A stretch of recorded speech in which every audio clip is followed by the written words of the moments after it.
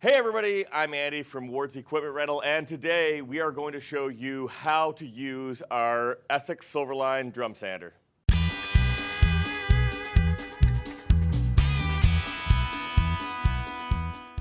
One of the first things that I want to show everybody is the cord. This comes with a special cord. The reason being why is that it draws quite a few amps.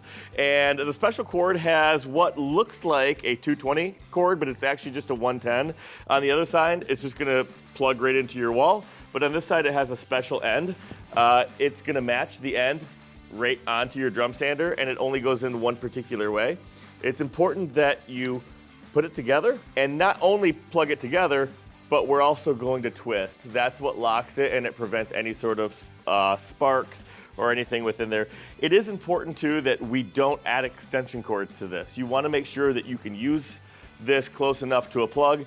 If you have to use an extension cord, we highly recommend using the same gauge, otherwise you could risk fire. When it comes down to sandpaper selection, it's important to understand that we're not flooring experts, but we are experts when it comes down to renting equipment. After 20 different years, we've definitely patterned what people have purchased, and that gives us an idea of what they commonly use, and we want to share that with you. Our two different grits that we sell most commonly are going to be your 20 and your 36 grit. And at the rental center here, we kind of consider those your base grits. Most of the people spend the majority of their time with either the 20 or the 36 grit. The problem with these is that although they do a good job quick, they do leave minor tooling marks, which you're in the end gonna wanna eliminate. And you can do that by switching all the way to 100 grit at the very end. And this you're gonna spend little time with. So you're gonna start with your 20 or your 36 grit and generally go ahead and switch to your 100 grit for your final finish. If you have a specific product that recommends different grits, we do recommend you reading the bottle on the back of it. Sometimes they recommend something specific, and obviously that would trump our advice. One of the things that we're really proud of here at the Equipment Rental is our sandpaper policy.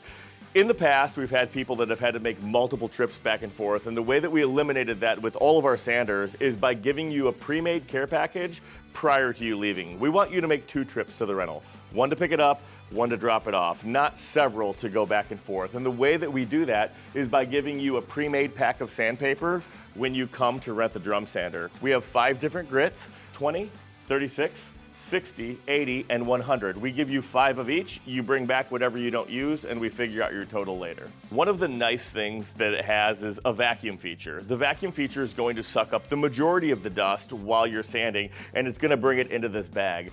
It is very important that once it gets about a quarter to maybe halfway full that you go ahead and turn the machine off, you take the bag out and you empty it.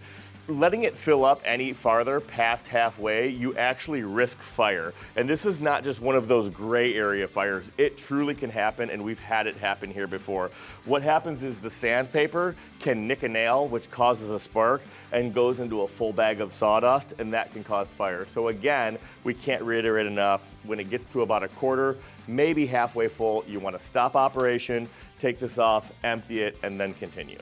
So now that you're home with your care package of sander, it's time to install the sandpaper. Installing the paper correctly is very critical. When it's tight around the drum, you'll find out that the sandpaper itself actually lasts quite a bit longer. So one of the first things that we're gonna do is we're gonna take the sander and we're gonna tip it all the way back. Careful not to pinch the cord. And we're gonna come around and we're gonna open up our door to access our drum. On the side of our drum, we have 2 cams. A cam is nothing more than a fancy word for a square bolt that is gonna control this top part. And then we have a bottom part here that's gonna control this bottom part. They work collectively to pull the sandpaper in like 2 fingers, and that's what's gonna hold it tight around the drum. One unique thing about this cam that controls the top and this cam that controls the bottom, they work together. They're square. They have 4 different sides. One of the sides have a dot on them. The other 3 are blank. When the dots are staring at you, in other words, you can see them, the inner slot is at its loosest point. When they're staring away from you, or buried, they are at their tightest point. They work together. Each one you're gonna do 180 degrees, turning this clockwise.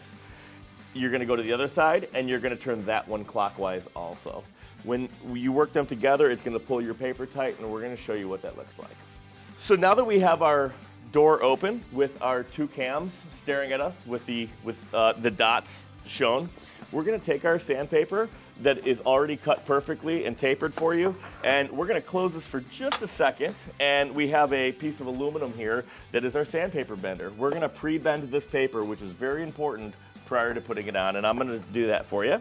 We're going to go ahead and put that down, and we're going to bend it, and then we're going to put that in here like that, and we're going to bend that, and when you're all done, you have your perfectly cut sandpaper with two bends in it. We're going to open that back up, and what I do is put the first bend in. I'm going to go ahead and wrap this around, and we're going to actually pull this out, and we're going to put these two in together.